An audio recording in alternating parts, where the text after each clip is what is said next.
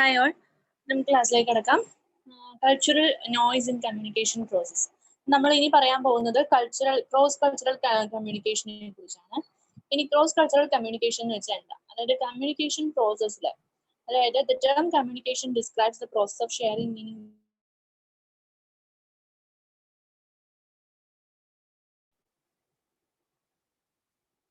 Hello, കേൾക്കുന്നില്ലേ?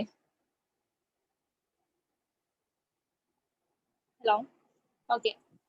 അപ്പൊ നമ്മൾ ഇനി പറയാൻ പോകുന്നത് ഒരു കമ്മ്യൂണിക്കേഷനിൽ രണ്ടോ മൂന്നോ കൾച്ചർ വന്നു കഴിഞ്ഞാൽ അല്ലെങ്കിൽ പ്രോസസ്സിൽ എന്തൊക്കെ ബാരിയേഴ്സ് ആണ് ഉണ്ടാവുക എന്ന് വെച്ചാൽ എന്തൊക്കെ ബ്ലോക്കേജസ് ആണ് ഉണ്ടാവുക, അതാണ് ഈ ചാപ്റ്ററിൽ കൂടുതലായിട്ടും പറയുന്നത്.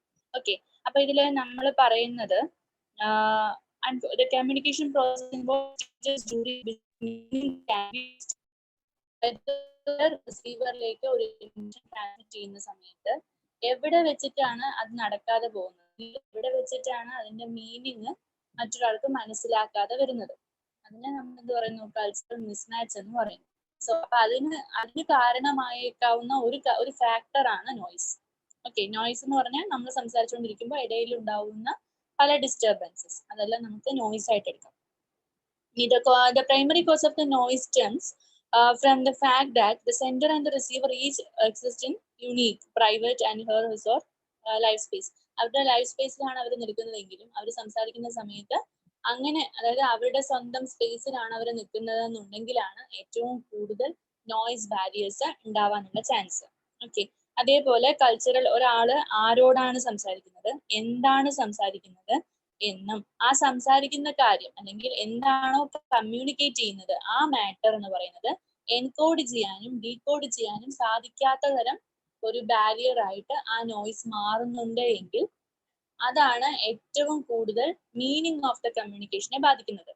ഓക്കെ, ഇപ്പൊ ഒരാൾ സംസാരിക്കുന്നുണ്ട്, ആ സംസാരിക്കുന്ന കാര്യം ഡീകോഡ് ചെയ്യാൻ അവർക്ക് സാധിക്കുന്നില്ല. ദാറ്റ് മീൻസ് നമുക്കിപ്പോ ഒരു കാര്യം പറയുന്നത് കമ്മ്യൂണിക്കേറ്റ് ചെയ്യേണ്ട രീതിയിൽ വ്യത്യാസം വരുമ്പോൾ അല്ലെങ്കിൽ ഇടയിൽ ഒരു നോയ്സ് ബാരിയർ ആയിട്ട് നിൽക്കുന്ന സമയത്ത് നമ്മൾ സംസാരിക്കുന്ന കാര്യം റിസീവറിലേക്ക് എത്തുന്നുണ്ടെങ്കിലും they didn't get the meaning of that communication.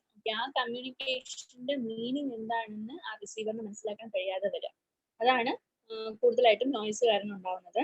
Then communication process rapidly changing, however, as a result of the technological development. Communication process എന്ന് പറയുന്നത് ഓരോരോ ടെക്നോളജി അനുസരിച്ച് നടന്നുകൊണ്ടിരിക്കുകയാണ്. പണ്ടുകാലത്ത് കമ്മ്യൂണിക്കേഷൻ ആയിരുന്നു കൂടുതലുണ്ടായിരുന്നത്. അതിനുശേഷം എന്ത് വന്നു? ഫോൺ വന്നു. അതിനുശേഷം അതായത് നമ്മൾ ലെറ്റർ അയച്ചിട്ട് കമ്മ്യൂണിക്കേറ്റ് ചെയ്യാൻ തുടങ്ങി. അതിനുശേഷം ഫോൺ വന്നു, ഫോൺ ചെയ്തിട്ട് കമ്മ്യൂണിക്കേറ്റ് ചെയ്യാൻ തുടങ്ങി. അതിനുശേഷം മുഴുവൻ വെർച്വൽ ഇതായി, വേൾഡ് ആയി മാറി. ഇപ്പൊ നമുക്ക് വെർച്വൽ പ്ലാറ്റ്ഫോമിൽ ഇരുന്നിട്ട് ആൾക്കാരെ കാണാം, സംസാരിക്കാം. ഈവൻ എല്ലാ തരത്തിലും നമുക്ക് അവരുമായിട്ട് മിങ്കിൾ ചെയ്യാനുള്ള ഒരു പ്ലാറ്റ്ഫോം ഉണ്ട്. സോ ടെക്നോളജി വളരുന്നതനുസരിച്ചിട്ട് കമ്മ്യൂണിക്കേഷന്റെ ബാരിയർ കുറയുകയും നോയ്സ് എന്ന് പറഞ്ഞ ബാരിയർ ഇല്ലാതാവുകയും അതിനനുസരിച്ചിട്ട് കമ്മ്യൂണിക്കേഷൻ ഡെവലപ്പ് ആവുകയും ഒക്കെ ചെയ്യുന്നുണ്ട്. ഇനി ഇതില് because our focus here is an effective cross-cultural communication, we need to understand what cultural variables cause noise in the communication process. ഇപ്പൊ കൾച്ചറൽ വേരിയേഷന്റെ സമയത്ത് ഒരു കൾച്ചറൽ കമ്മ്യൂണിക്കേഷൻ എഫക്റ്റീവ് കമ്മ്യൂണിക്കേഷൻ ആവണമെന്നുണ്ടെങ്കിൽ ഈ നോയ്സ് എന്ന് പറഞ്ഞ ബാരിയർ ഇല്ലാതായിരിക്കണം. Okay, this knowledge of cultural noise will enable us to take steps to minimize the noise and so improvise the communication. അപ്പൊ ഇങ്ങനെ ഒരു കൾച്ചറൽ ബാരിയേഴ്സ് നമ്മൾ സംസാരിക്കുന്ന സമയത്ത് ബാരിയർ ആയിട്ട് നോയ്സ് ഉണ്ടാവുന്ന സമയത്ത് അത് ഏറ്റവും കൂടുതൽ ബാധിക്കുന്നത് ആരെയായിരിക്കും? ആ കമ്മ്യൂണിക്കേറ്ററിനെ ആയിരിക്കും, അല്ലെ? ആരാണോ കമ്മ്യൂണിക്കേറ്റ് ചെയ്യുന്നത് അവരായിരിക്കും ഏറ്റവും കൂടുതൽ അത് ബാധിക്കാൻ പോകുന്നത്. സോ അപ്പോഴാണ് നമ്മൾ ആ ബാരിയറിനെ എങ്ങനെ ഇല്ലാതാക്കും എന്നുള്ളൊരു ക്വസ്റ്റ്യൻ അവിടെ നിലനിൽക്കുന്നത്. When a member of one culture sends a message to a member of another culture, intercultural communication takes place. അതായത് ഇവിടെ നമ്മൾ പറയുന്നത് ഇന്റർ കൾച്ചറൽ കമ്മ്യൂണിക്കേഷനും ഇൻട്രാ കൾച്ചറൽ കമ്മ്യൂണിക്കേഷനുമാണ്. അതായത് കമ്മ്യൂണിക്കേഷൻ ബിറ്റ്വീൻ ദ കൾച്ചറൽ, രണ്ട് കൾച്ചറിന്റെ ഇടയിൽ നടത്തുന്ന കമ്മ്യൂണിക്കേഷൻ ആണെങ്കിൽ it is inter cultural communication. അതായത് communication between the culture is known as inter communication. Communication between the culture is known as intercultural communication, and the communication inside a culture is known as intracultural communication. Okay, അപ്പൊ term മനസ്സിലായല്ലോ. ഒരു കമ്മ്യൂണിക്കേഷന് അകത്ത് നടക്കുന്ന അല്ല ഒരു കൾച്ചറിന് അകത്ത് നടക്കുന്ന കമ്മ്യൂണിക്കേഷനാണ് intra cultural communication. കമ്മ്യൂണിക്കുന്നുണ്ടെങ്കിൽ അതിനെ പറയുന്ന പേരാണ് ഇന്റർ കൾച്ചറൽ കമ്മ്യൂണിക്കേഷൻ എന്ന്. അപ്പൊ ഇൻട്രാ കൾച്ചറൽ പറഞ്ഞാൽ inside, Inter okay. Intercultural communication ഉണ്ട്.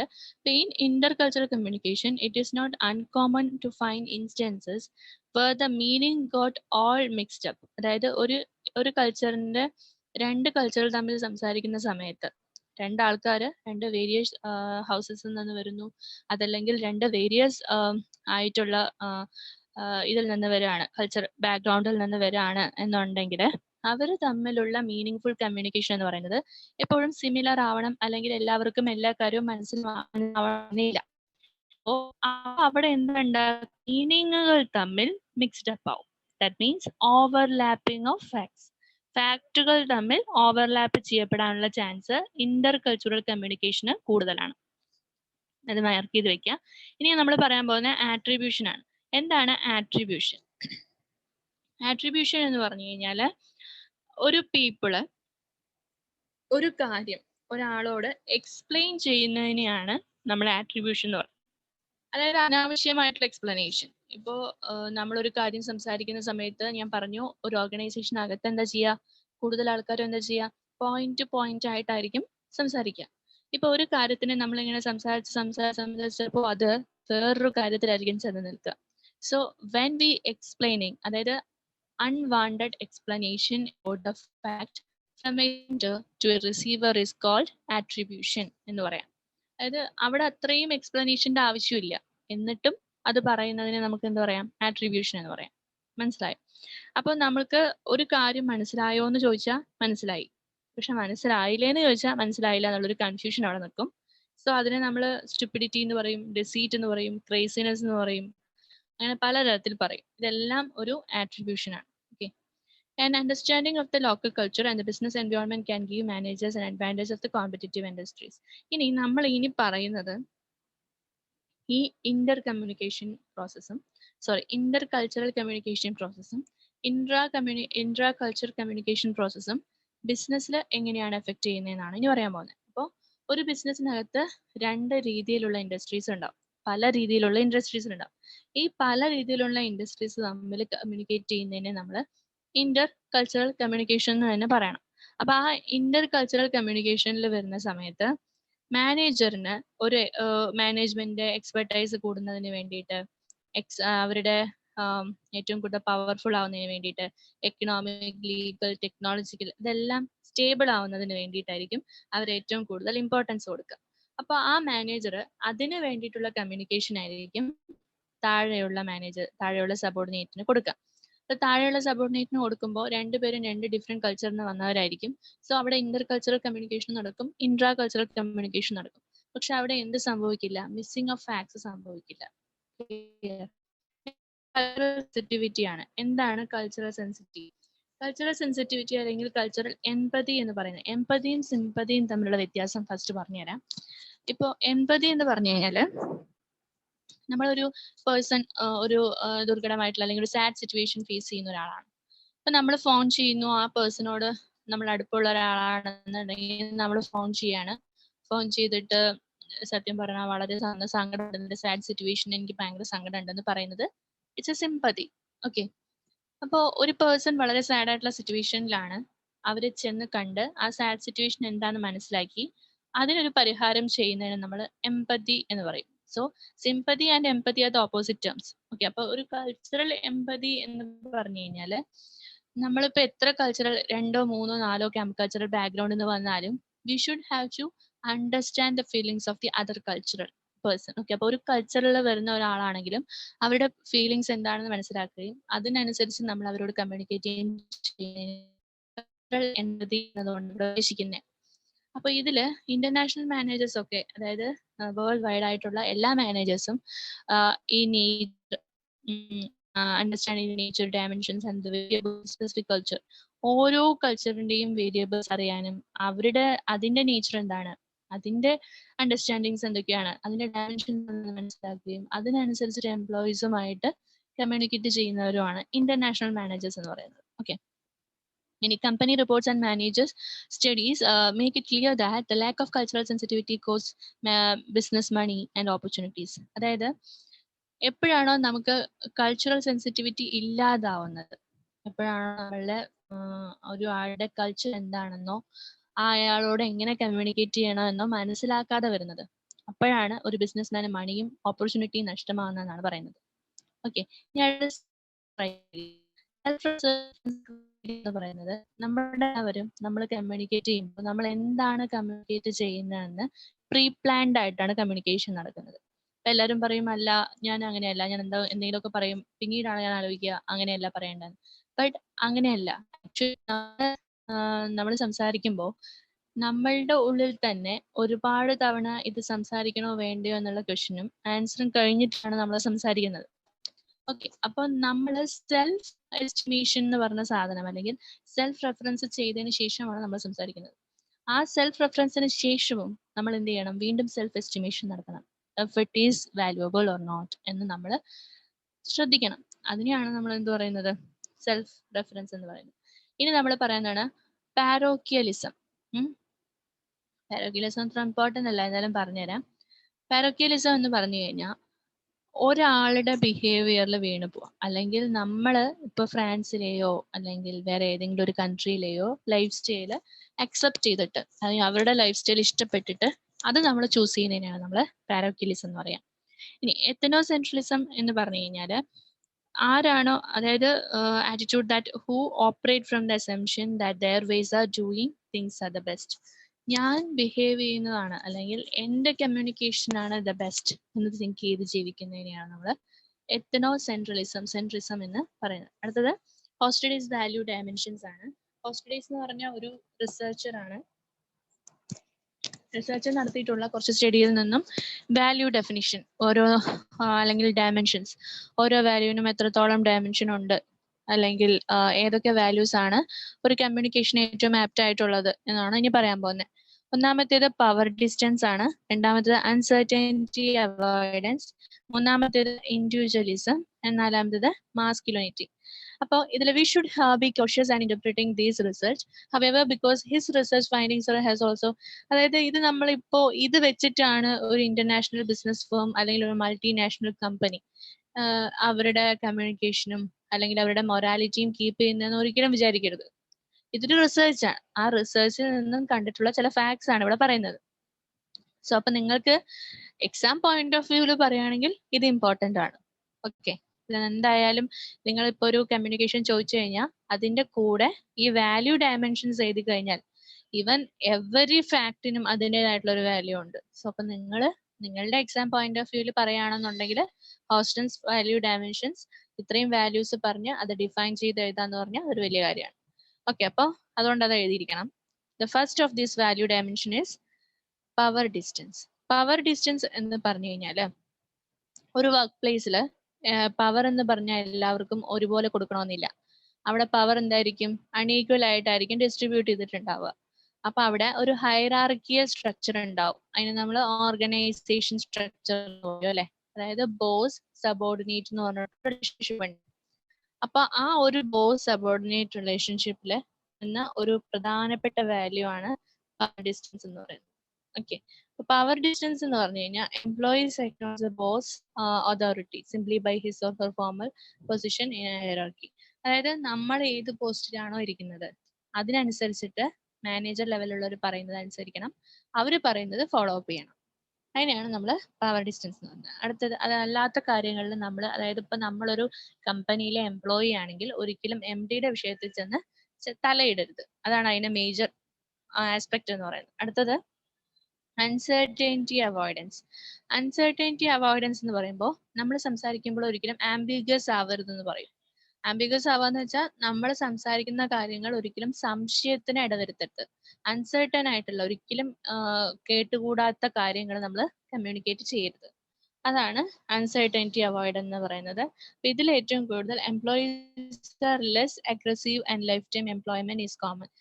അണ്ടർലൈൻ ചെയ്യുക that line should be underlined. Okay, employees are less aggressive. Employees എന്ന് പറയുന്നത് കുറച്ച് അഗ്രസീവും അതേപോലെ ലൈഫ് ടൈം എംപ്ലോയ്മെന്റും ആണ് അവരുടെ മേജർ ഒബ്ജക്റ്റ് എന്ന് പറയുന്നത്. എംപ്ലോയീസ് എപ്പോഴും സബ്ജക്റ്റഡ് ടു വാച്ച് എംപ്ലോയിഡ് അല്ല, എപ്പോഴും എംപ്ലോയിഡ് ആയിട്ടിരിക്കാനാണ് എംപ്ലോയീസ് കൂടുതലായിട്ട് നിൽക്കുക. അപ്പൊ അങ്ങനെ സംസാരിക്കുന്ന നമ്മൾ ഒരിക്കലും ഒരു ലിമിറ്റേഷൻ ഇല്ലാതെ ജീവിക്കരുത്. ഫോർ എക്സാമ്പിൾ ഇപ്പൊ എംപ്ലോയി ആയിട്ട് ഇരുന്നു എന്ന് വെച്ച് എന്നും എംപ്ലോയി ആയിട്ട് ഇരിക്കണം ചെയ്യരുത്. എന്താ പറയാ, നിലനിൽക്കാത്ത അത്രയും ലോകം കാലത്തോളം ഇങ്ങനെ എംപ്ലോയി അപ്പോൾ നമ്മൾ അത് അവോയ്ഡ് ചെയ്യണം എന്നുള്ളതാണ് രണ്ടാമത്തെ വാല്യൂ പോയിന്റ്. ഇനി മൂന്നാമത്തേത് ഇൻഡിവിജ്വലിസം. ഇൻഡിവിജ്വലിസം എന്ന് പറയുമ്പോൾ അതിൽ സെൽഫ് റെസ്പെക്ട് വരും, സെൽഫ് വരും, അതേപോലെ തന്നെ സെൽഫ് റിലയബിലിറ്റി വരും. നമ്മൾ തന്നെ അതേ നമ്മൾ വളരെ കോൺഫിഡന്റ് ആയിട്ട് നമ്മുടെ കാര്യങ്ങൾ നോക്കി കാണാം. ഇതെല്ലാം ഒരു ഇൻഡിവിജ്വലിന്റെ കാര്യത്തിൽ വരുന്ന എല്ലാ വാല്യൂസും ഇൻഡിവിജ്വൽസിൽ വരും. അടുത്ത മാസ്കുലിനിറ്റി. മാസ്കുലിനിറ്റി എന്ന് പറഞ്ഞാൽ ട്രഡീഷണലിറ്റി എന്നാണ് പറയാം, അല്ലെങ്കിൽ ഒരു മെറ്റീരിയലിസ്റ്റിക് പോയിന്റ് ഓഫ് വ്യൂവിൽ പറഞ്ഞ അസേർട്ടിനിസം എന്ന് പറയും. അസേർട്ടീവ്നിസം എന്ന് പറഞ്ഞു കഴിഞ്ഞാൽ നമ്മളാണ് ക്യാപ്റ്റൻ, അല്ലെങ്കിൽ നമ്മളായിട്ടിരിക്കുക എന്ന് വെച്ചാൽ ഒരു കമ്പനിയുടെ അകത്തേക്ക് കയറി നമ്മളോട് പണി ചെയ്യാൻ പറഞ്ഞു, നമ്മൾ ഇരുന്ന് ചെയ്യുന്നു, പിന്നെയും നാളെയും പണി ചെയ്യാൻ പറയുന്നു, അപ്പൊ നമ്മളും ഇരുന്ന് ചെയ്യുന്നു, പക്ഷെ സാലറി കൂടുന്നില്ല. അപ്പൊ നമുക്കത് ചോദിക്കണം എന്നുള്ള ഒരു ആജ്ഞാപിക്കുന്ന ഒരു ചെറിയൊരു ആണ്. എല്ലാ കാര്യത്തിലും പോയിട്ട് ആജ്ഞാപിക്കാനല്ല പറയുന്നത്. സോ സെൽഫ് റെസ്പെക്ട് ഉള്ള ആൾക്ക് എന്തുണ്ടാവും, ഈ മാസ്കുലിനിസം എന്ന് പറഞ്ഞിട്ടുള്ള ഈ ഒരു ക്യാരക്ടർ വാല്യൂ ഉണ്ടാവും. അടുത്ത കൾച്ചറൽ വേരിയബിൾസ്, കമ്മ്യൂണിക്കേഷൻസ്. കമ്മ്യൂണിക്കേഷൻ പ്രോസസ്സിൽ ഉണ്ടാവുന്ന കൾച്ചറൽ വേരിയബിൾസ് ആണ് ഇനി പറയുന്നത്. First one, context is a concept that developed cultural anthropologists ഇതൊരു മോഡലാണ്. ഓക്കെ, അപ്പൊ പറയുമ്പോൾ കൾച്ചറൽ വേരിയബിൾസിനെ കുറിച്ച് പറയുന്ന സമയത്ത് ഇത് നോയ്സ് ആണ്. അതായത് നമ്മൾ ഏറ്റവും കൂടുതൽ സങ്കടം കാര്യം നോയ്സ് ആണ്. അതിന്റെ കോണ്ടെക്സ്റ്റ് പറയുകയാണെങ്കിൽ ഒരുപാട് ഫാക്ടേഴ്സ് ഉണ്ട്. ആ ഫാക്ടേഴ്സ് ആണ് നമ്മളിപ്പോ ഡിസ്കസ് ചെയ്യുന്ന ഒന്നാമത്തെ കോണ്ടെക്സ്റ്റ്.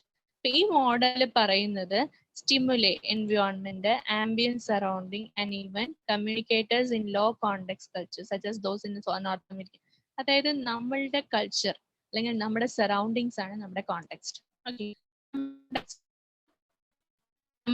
സറൗണ്ടിങ്സ്, നമ്മുടെ എൻവയോൺമെന്റ്. നമ്മൾ പോസിറ്റീവ് ആയിട്ടുള്ള ഒരു എൻവയോൺമെന്റിലാണ്, എല്ലാവർക്കും അവരുടെ വീട്ടിൽ നിന്ന് നല്ല സപ്പോർട്ട് ഉണ്ട്, അപ്പൊ അതിനനുസരിച്ച് ബിഹേവ് ചെയ്യുക. ചിലര് വളരെ സപ്പോർട്ട് കിട്ടുന്നില്ല, അല്ലെങ്കിൽ അവർ വരുന്ന എൻവയോൺമെന്റിൽ നിന്ന് അവർക്കൊരു സപ്പോർട്ട് കിട്ടുന്നില്ല എന്നുണ്ടെങ്കിൽ അവർക്ക് അവരുടേതായിട്ട് പറയപ്പെടുന്ന അവരുടെ ജോലിയിൽ അവർക്ക് ഒരിക്കലും സാറ്റിസ്ഫൈഡ് ആയിട്ടിരിക്കാൻ സാധിച്ചു എന്ന് വരില്ല. സോ അപ്പൊ ഇതിൽ അവർ കൾച്ചറൽ ബാക്ക്ഗ്രൗണ്ട് എന്ന് പറയുന്നത് നോർത്ത് അമേരിക്കയിലുള്ള ആൾക്കാരെയൊക്കെയാണ് പറയുന്നത്. അപ്പൊ നമ്മൾ പറയുമ്പോൾ നോർത്ത് അമേരിക്കയിലുള്ള ആൾക്കാരെന്ന് തന്നെ പറയണമെന്നില്ല. നമുക്ക് ആരൊക്കെയായിരിക്കും നമ്മുടെ സറൗണ്ടിങ്സും നമ്മുടെ എൻവയോൺമെന്റും എങ്ങനെയുള്ളതാണോ അതാണ് നമ്മുടെ കോണ്ടെക്സ്റ്റ്. അതാണ് ഒന്നാമത്തെ മോഡൽ പറയുന്നത്. ഇതിലെ ലോ കോണ്ടെക്സ്റ്റ് ഉണ്ട്. ലോ കോണ്ടെക്സ്റ്റ് കൾച്ചേഴ്സ് എന്ന് പറയുമ്പോൾ വളരെയധികം പുവർ ആയിട്ടുള്ള പോസിറ്റിവിറ്റിയും ഒന്നും ഇല്ലാത്തൊരു എൻവയോൺമെന്റിൽ നിന്ന് വരുന്ന, അങ്ങനെ കണ്ടാൽ മതി. അല്ലെങ്കിൽ ക്യാഷ് ഇല്ലാത്ത എൻവയോൺമെന്റിൽ നിന്ന് വരുന്ന, അല്ലെങ്കിൽ ബ്രോക്കൺ ഹാർട്ടഡ് ആയിട്ടുള്ള ആൾക്കാരൊക്കെ വരില്ലേ, പലതരം പ്രശ്നങ്ങളോട് കൂടിയിട്ടുള്ള, അതൊക്കെ നമുക്ക് ലോ കോണ്ടെക്സ്റ്റ് കൾച്ചേഴ്സ് എന്ന് വിളിക്കാം. ഓക്കെ, അപ്പൊ അതേപോലെ ഹൈ കോണ്ടെക്സ്റ്റ് കൾച്ചേഴ്സും ഉണ്ട്. ഇനി അടുത്തത് ഇൻ ക്രോസ് കൾച്ചറൽ കമ്മ്യൂണിക്കേഷൻ. അതായത് ഒരു ക്രോസ് കൾച്ചറൽ കമ്മ്യൂണിക്കേഷനിൽ ലോ കോണ്ടെക്സ്റ്റ് പീപ്പിൾ ഉണ്ട് എന്നുണ്ടെങ്കിൽ ഒരിക്കലും അവർക്ക് ഒരു കാര്യം പറഞ്ഞാൽ അത് അണ്ടർസ്റ്റാൻഡ് ചെയ്യാനും അവിടെ ഒരു കോൺഫ്ലിക്റ്റ് വന്നാൽ അത് സോൾവ് ചെയ്യാനും സാധിച്ചു എന്ന് വരില്ല. അപ്പൊ എന്തെങ്കിലും ഒരു പ്രോബ്ലം ഉണ്ടായി, ലോ കോണ്ടെക്സ്റ്റ് പീപ്പിൾ ആണുള്ളത്, അവർ വരുന്ന സാഹചര്യം വളരെ മോശമാണ്. ഇവർ ക്യാഷ് ആവണമെന്നില്ല, അവരുടെ ഫിസിക്കൽ എൻവയോൺമെന്റൽ പോസിറ്റിവിറ്റി ഇതെല്ലാം മോശമാണെന്നുണ്ടെങ്കിൽ അവർക്ക് ആ കോണ്ടെക്സ്റ്റ്, ആ ലോ കോണ്ടെക്സ്റ്റ് പീപ്പിൾ എങ്ങനെയായിരിക്കും ബിഹേവ് ചെയ്യുക, അവർക്കൊന്നും തന്നെ സാറ്റിസ്ഫൈഡ് ആയിട്ട് ചെയ്യാനായിട്ട് സാധിക്കില്ല. ഓക്കെ, അതാണ് പറഞ്ഞത്. ഈ ക്രോസ് കൾച്ചറൽ കമ്മ്യൂണിക്കേഷനിൽ high and low context people ഉണ്ടാവും. ഈ high and low context people conflict ഉണ്ടാവാനുള്ള ചാൻസസ് ഉണ്ട്. കാരണം ലോ കോണ്ടെക്സ്റ്റ് പീപ്പിൾസിന് ഒരിക്കലും ഹൈ കോണ്ടെക്സ്റ്റ് പീപ്പിൾ ആവാൻ കഴിയില്ല. High context people highly energetic, അവരുടെ പോസിറ്റിവിറ്റി അവരെന്തായാലും ബാക്കിയുള്ളവർക്ക് കൊടുക്കും. സോ അവർക്ക് അതിനനുസരിച്ചിട്ടുള്ള ബെനിഫിറ്റ്സ് കിട്ടിക്കൊണ്ടിരിക്കും. സോ ലോ കോണ്ടെക്സ്റ്റ് പീപ്പിൾ അത്രത്തോളം പുവർ ആയിട്ടുള്ള എക്സ്പീരിയൻസും ഒക്കെ ആയതുകൊണ്ട് തന്നെ ഈ ഹൈ കോണ്ടെക്സ്റ്റ് പീപ്പിളും ലോ കോണ്ടെക്സ്റ്റ് പീപ്പിളും തമ്മിലുള്ള കോൺഫ്ലിക്റ്റിന് കാരണമാവും. ഇത് ഹാൻഡിൽ ചെയ്യാൻ രണ്ടുപേരെ കൊണ്ട് സാധിക്കില്ല എന്നുള്ളതാണ് സത്യം. ഇനി അടുത്ത people in low high context cultures expect others to understand unarticulated mood. അതായത് അവര് ഹൈ കോണ്ടെക്സ്റ്റിലുള്ള ആൾക്കാർ എപ്പോഴും മൂഡ് സ്വിങ് ആവാതെയും, അതായത് നല്ല മൂഡ് ഇരിക്കണം, നമ്മൾ ഇങ്ങനെ വർക്ക് ചെയ്യേണ്ടത്, സോ പോസിറ്റിവിറ്റി ജനറേറ്റ് ചെയ്യാനൊക്കെ അവര് ശ്രമിച്ചുകൊണ്ടിരിക്കും. Communication style. കമ്മ്യൂണിക്കേഷൻ സ്റ്റൈൽ എന്ന് പറഞ്ഞു കഴിഞ്ഞാൽ people in high context cultures on the other hand place emphasis on the surrounding context and on the words of describing a negotiation. അതായത് high context പീപ്പിളിലുള്ള ആൾക്കാർക്ക് എല്ലാം പോസിറ്റീവ് ആണ്, ക്യാഷിന്റെ കാര്യമല്ല പറയുന്നത്, അവർക്ക് കിട്ടുന്ന എല്ലാം പോസിറ്റീവ് എനർജിയും അവർ സറൗണ്ടിങ്സിലുള്ള ആൾക്കാർക്ക് കൊടുക്കും. സോ അവരുടെ വേ ഓഫ് കമ്മ്യൂണിക്കേഷൻ എന്ന് പറയുന്നത് എപ്പോഴും ആൾക്കാരെ വിഷമിപ്പിക്കുന്നതാവണമെന്നില്ല. പക്ഷെ ലോ കോണ്ടെക്സ്റ്റ് പീപ്പിൾ അവരുടെ വിഷമം എന്താണോ അതായിരിക്കും സബോർഡിനേറ്റ്സിനോടായാലും ഒരു ബിസിനസ് ഫേമിനകത്തായാലും ചെയ്യാം. ക്ലിയർ? അതാണ് കമ്മ്യൂണിക്കേഷൻ സ്റ്റൈൽ. ഇനി അടുത്തത് തോട്ട് പാറ്റേൺ. രണ്ടുപേരുടെയും പ്രൊസീജിയേഴ്സ് അല്ലെങ്കിൽ രണ്ടുപേരുടെയും ചിന്താഗതി വ്യത്യാസമായിരിക്കും. വൈൽഡ് തായ്ലാൻഡ് ആൻഡ് കാനഡ, അപ്പൊ നമ്മൾ രണ്ട് കൾച്ചറായിട്ട് സംസാരിക്കുന്ന സമയത്ത് തായ്ലാൻഡിലെ ആൾക്കാരുടെ ക്യാരക്ടർ ആയിരിക്കില്ല ഇന്ത്യയിലുള്ള ആൾക്കാരുടെ ക്യാരക്ടർ ആയിരിക്കില്ല അമേരിക്കയിലുള്ള ആൾക്കാരുടെ. സോ അവര് വരുന്ന കൾച്ചറൽ ബാക്ക്ഗ്രൗണ്ടിനനുസരിച്ച് അവരുടെ ചിന്താഗതി മാറും, ചിന്താഗതിക്ക് അനുസരിച്ച് അവരുടെ കമ്മ്യൂണിക്കേഷൻ മാറും. സോ അവിടെ ഒരു അണ്ടർസ്റ്റാൻഡിങ് ഫാക്ടർ എന്ന് പറയുന്നത് വളരെ കുറവായിരിക്കും. അടുത്ത ലാംഗ്വേജ്. ലാംഗ്വേജ് എന്ന് പറയുന്നത് മിസ്കമ്മ്യൂണിക്കേഷന് ബാധകമായേക്കാവുന്ന ഒരു വലിയ ഫാക്ടറാണ്. മിസ്കമ്മ്യൂണിക്കേഷൻ എന്ന് വെച്ചാൽ മിസ്അണ്ടർസ്റ്റാൻഡിങ് എന്ന് വേണമെങ്കിൽ പറയാം. അതായത് രണ്ടോ മൂന്നോ ഡിഫറെന്റ് കാറ്റഗറിയിലുള്ള ആൾക്കാർ അല്ലെങ്കിൽ കൾച്ചറിലുള്ള ആൾക്കാർ തമ്മിൽ വന്ന് കാണുന്ന സമയത്ത് അവർ തമ്മിൽ സംസാരിക്കുന്ന സമയത്ത് അവിടെ ഒരു ബാരിയർ ആയിട്ട് വന്നേക്കാവുന്ന ഒരു വലിയ ഇമ്പോർട്ടന്റ് ആയിട്ടുള്ള ഒരു ഫാക്ടറാണ് ലാംഗ്വേജ്. സോ ഒരാള് ഒരു കാര്യം സംസാരിക്കുമ്പോൾ അവർക്ക് അറിയാവുന്ന ഭാഷയിലാണ് അവർ സംസാരിക്കുക. ബാക്കിയുള്ളവരത് കേട്ടാ കേട്ടു, കേട്ടില്ലെങ്കിൽ കേട്ടില്ല. സോ ബാക്കിയുള്ളവരത് കേട്ട് കഴിഞ്ഞാൽ ഈ ലാംഗ്വേജ് അവർക്ക് അറിയില്ല എന്നുണ്ടെങ്കിൽ അവിടെ മിസ്കമ്മ്യൂണിക്കേഷൻ ആണ് നടക്കുക. That means misunderstanding or disunderstanding of the facts that are discussed by the sender through the barrier language. അപ്പോൾ അവിടെ ലാംഗ്വേജ് എന്തായി മാറി? ബാരിയർ ആയിട്ട് മാറും. Okay, more than just conveying objective language is also അതായത് ഒരു ലാംഗ്വേജ് എന്ന് പറയുന്നത് ഒരു മാറ്റർ അല്ലെങ്കിൽ ഒരു ഇൻഫർമേഷൻ കൺവേ ചെയ്യാൻ മാത്രമല്ല ചെയ്യുന്നത്. ഒരു ലാംഗ്വേജിലൂടെ അവരവരുടെ കൾച്ചറും കൂടിയാണ് കൺവേ ചെയ്യുന്നത്. ഫോർ എക്സാമ്പിൾ, ഇപ്പൊ നമ്മൾ തൃശ്ശൂരുള്ള ആൾക്കാർ സംസാരിക്കുന്ന രീതിയിലല്ല പാലക്കാടുള്ള ആൾക്കാർ സംസാരിക്കുക, ആൾക്കാർ സംസാരിക്കില്ല കോട്ടയം. സോ ഒരാൾ സംസാരിക്കുന്ന ഭാഷയിൽ നിന്ന് തന്നെ അയാളുടെ കൾച്ചർ എന്താണെന്നും അയാൾ എവിടെ നിന്നാണ് വരുന്നതെന്ന് നമുക്ക് മനസ്സിലാക്കാനായിട്ട് സാധിക്കും. സോ അതാണ് ഇതിലെന്ത് പറയുന്നത്, ലാംഗ്വേജ് എന്ന് പറയുന്നത്. ക്ലിയർ? ഇനി international managers need either A good command of the local language. International ആയിട്ടുള്ള എല്ലാവരും ഇന്റർനാഷണൽ മാനേജേഴ്സ് എന്ന് ഉദ്ദേശിക്കുന്നത് എല്ലാ മാനേജേഴ്സും അവർക്ക് കോമ്പിറ്റൻസി കൂട്ടുന്നതിന് വേണ്ടി, കോമ്പിറ്റൻസി എന്ന് വെച്ചാൽ അവരുടെ യോഗ്യത കൂട്ടുന്നതിന് വേണ്ടിയിട്ട് അവിടുത്തെ ലോക്കൽ ലാംഗ്വേജ് അറിഞ്ഞിരിക്കുക. എന്നിട്ട് അതിനനുസരിച്ചിട്ടാണ് അവർ എന്ത് ചെയ്യുന്നത്, പ്രോസസ്സിംഗ് ഒക്കെ ചെയ്യുന്നത്. Even the direct translation of the specific word does not guarantee to the congruence of their meaning. അതായത് അറ്റ്ലീസ്റ്റ് ഡയറക്റ്റ് ആയിട്ട് സംസാരിക്കാൻ അറിഞ്ഞിട്ടില്ലെങ്കിലും യെസ് ഓർ നോ എന്നെങ്കിലും ഉള്ളത് ലോക്കൽ ലാംഗ്വേജിൽ പഠിച്ചു വെക്കണം. ഇനി അടുത്ത ഓറൽ മെസ്സേജസ്. ഓറൽ മെസ്സേജസ് എന്ന് പറഞ്ഞു കഴിഞ്ഞാൽ എന്താണ്? Although it's best to speak a foreign language fluently, many of us lack that skill. Fortunately, global business transactions are often conducted in English. അതായത് ഗ്ലോബൽ ബിസിനസ് ട്രാൻസാക്ഷൻസ് എല്ലാം ഇംഗ്ലീഷിലും conduct ചെയ്യുന്നത് കൊണ്ട് തന്നെ ഒരു ഫോറിൻ ലാംഗ്വേജ് പഠിക്കാൻ ലോക്കലുള്ള ആൾക്കാർക്ക് ഇൻട്രസ്റ്റ് ഉള്ളത് കൊണ്ട് ആ ലാംഗ്വേജ് എന്തായിരിക്കും, ഓറൽ മെസ്സേജസ് ആയിട്ട് തന്നെ പോകും. ഓക്കെ, അടുത്ത ലേൺ ഫോറിൻ ഫ്രേസസ്. ചില ഫ്രേസസ് പഠിച്ചു വെക്കുക എന്ന് വെച്ചാൽ ഇപ്പോ ഇംഗ്ലീഷിലുണ്ട് അല്ലെ, പലതരം ഫ്രേസസ് ഉണ്ട്. സ്മെൽ എ കാറ്റ് അല്ലെ, അതിന് ഏറ്റവും നല്ല എക്സാമ്പിൾ ആണ് സ്മെൽ എ കാറ്റ്. സ്മെൽ എ കാറ്റ് എന്ന് പറഞ്ഞാൽ എന്താ വെച്ചാൽ ഫ്രേസ് അല്ലെ, ആ ഫ്രേസിന്റെ മീനിങ് ഡൗട്ട്ഫുൾനെസ് എന്നാണ്. അപ്പൊ അങ്ങനെയുള്ള ഫ്രേസസ് ഒക്കെ പഠിച്ചു വെക്കുക. സോ അപ്പൊ അതിനനുസരിച്ചിട്ട് നമുക്ക് നമ്മുടെ ഫോറിൻ ലാംഗ്വേജസ് നമുക്ക് ഇന്റർപ്രിറ്റ് ചെയ്യാനൊക്കെ പറ്റും. അടുത്ത യൂസ് സിമ്പിൾ ഇംഗ്ലീഷ്. നമ്മൾ എപ്പോഴും യൂസ് ചെയ്യുമ്പോൾ വളരെ സിമ്പിൾ ആയിട്ടുള്ള ലാംഗ്വേജസ് വേണം ഇംഗ്ലീഷിൽ യൂസ് ചെയ്യാനായിട്ട്. അതുപോലെ സ്പീക്ക് സ്ലോലി ആൻഡ് എനൻസിയേറ്റ് ക്ലിയർലി. അതായത് നമ്മൾ വളരെ മെല്ലെ സംസാരിക്കണം, പറയുന്ന കാര്യങ്ങൾ സ്പഷ്ടമായി പറയണം. അതുപോലെ ഒബ്സർവ് ഐ മെസ്സേജസ്. ആരാണോ നമ്മളോട് സംസാരിക്കുന്നത് അവർ നമ്മളോട് പറയുന്ന മെസ്സേജ് എന്താണെന്ന് കണ്ണു നോക്കി മനസ്സിലാക്കി. അടുത്ത എൻകറേജ് അക്യൂറേറ്റ് ഫീഡ്ബാക്ക്. നമ്മൾ മനസ്സിലാക്കിയ കാര്യം ഫീഡ്ബാക്ക് ആയി പറഞ്ഞു കൊടുക്കണം. അതേപോലെ check frequently for comprehension. Okay, നമ്മുടെ കോംപ്രഹെൻഷന് വേണ്ടി നമ്മൾ ചെക്ക് ചെയ്തുകൊണ്ടിരിക്കണം. Accept blame. നമ്മളെ കുറ്റപ്പെടുത്തുകയാണ് അല്ലെങ്കിൽ നിങ്ങൾ ചെയ്ത് തെറ്റാണ് എന്ന് പറയുകയാണെങ്കിൽ അത് അക്സെപ്റ്റ് ചെയ്യാനുള്ള കഴിവ് വേണം. ലിസൺ വിത്തൗട്ട് കേൾക്കാനുള്ള കഴിവ് വേണം. Remember to smile. എപ്പോഴും ചിരിക്കാൻ ആലോചിച്ചിരിക്കണം. Follow up in writing. നമ്മൾ ചെയ്യുന്ന കാര്യങ്ങൾ, അതായത് ഇപ്പൊ ഇവൻ എഴുതുകയാണെങ്കിൽ കൂടി അത് നല്ലോണം ഫോളോ ചെയ്തിരിക്കണം. അടുത്ത റൈറ്റ് മെസ്സേജസ്. റിട്ടൺ മെസ്സേജസ് നമുക്ക് തരുന്ന ഫാക്ട്സ് എന്തൊക്കെയാണ്? ഒന്നാമത്തത് അഡോപ്റ്റ് ലോക്കൽ ഫോർമാറ്റ്സ്. അതായത് എവിടെയാണോ റിട്ടൺ കമ്മ്യൂണിക്കേഷൻ ഉള്ളത് അവിടുത്തെ ലോക്കൽ ഫോർമാറ്റിലായിരിക്കും ആ ഒരു കമ്മ്യൂണിക്കേഷൻ ഉണ്ടാവുക. ഫോർ എക്സാമ്പിൾ ഒരു ലെറ്റർ ഇവിടെയാണോ ഉള്ളതെങ്കിൽ അതിന്റെ ലോക്കൽ ഫോർമാറ്റ് എന്താ? മലയാളത്തിലായിരിക്കും എഴുതിയിട്ടുണ്ടാവുക. ആ എഴുതുന്നതിൽ പല വെർനാക്കുലർ ലാംഗ്വേജസ് അഡീഷണൽ ടു മലയാളം അതൊക്കെ ഉണ്ടാവും. പിന്നെ നമ്മളുടെ ഒരു കൾച്ചറൽ രീതിക്ക് അനുസരിച്ചിട്ടാണ് നമ്മൾ ലെറ്റർ പോസ്റ്റ് ചെയ്യുന്നതാണെങ്കിലും അങ്ങനെയുള്ളതൊക്കെ വരിക. പക്ഷേ ഇൻ അതർ കൺട്രീസ് അവിടെ എന്തായിരിക്കും? അവിടെ ഡിഫറെന്റ് ആയിട്ടുള്ള കാര്യങ്ങളായിരിക്കും ഉണ്ടാവുക. അപ്പൊ അത് എവിടെയാണോ എവിടെയാണോ നമ്മുടെ ലെറ്ററിന് ആവശ്യം അവിടെയുള്ള ലോക്കൽ ഫോർമാറ്റ് ആയിരിക്കും നമ്മൾ അഡോപ്റ്റ് ചെയ്യുക. അടുത്തത് use short sentences and short paragraph. സാധാരണ നമ്മൾ ഒരു റിട്ടൺ പാരാഗ്രാഫ് അല്ലെങ്കിൽ റിട്ടൺ എക്സാം അല്ലെങ്കിൽ ഒരു റിട്ടൺ കമ്മ്യൂണിക്കേഷൻ നടത്തുമ്പോൾ വളരെ ഷോർട്ട് ആയിട്ടും സ്പെസിഫിക് ആയിട്ടും പാരാഗ്രാഫ് വഴി തിരിച്ചിട്ടും ഒന്നും അല്ലാതെ വളരെ സ്പെസിഫിക് ആയിട്ട് പറയുകയാണ് ചെയ്യാറ്.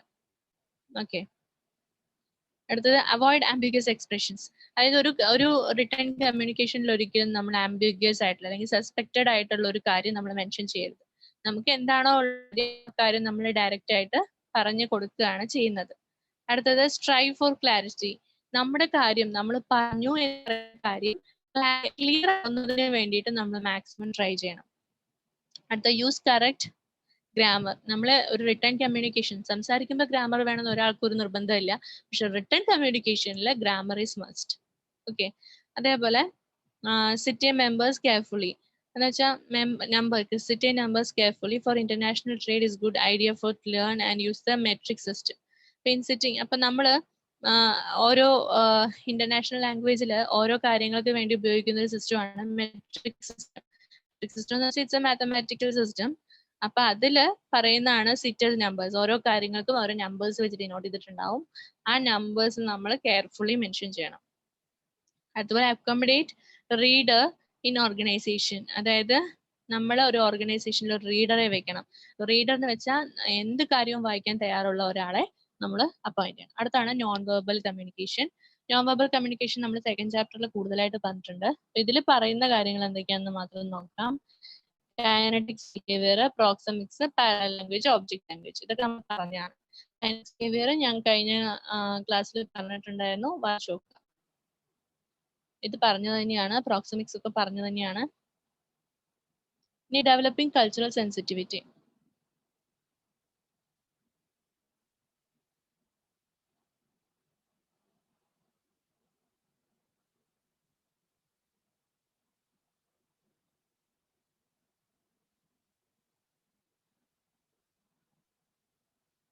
ഇത്രയും ഞാൻ പറഞ്ഞതാണ് കേട്ടോ.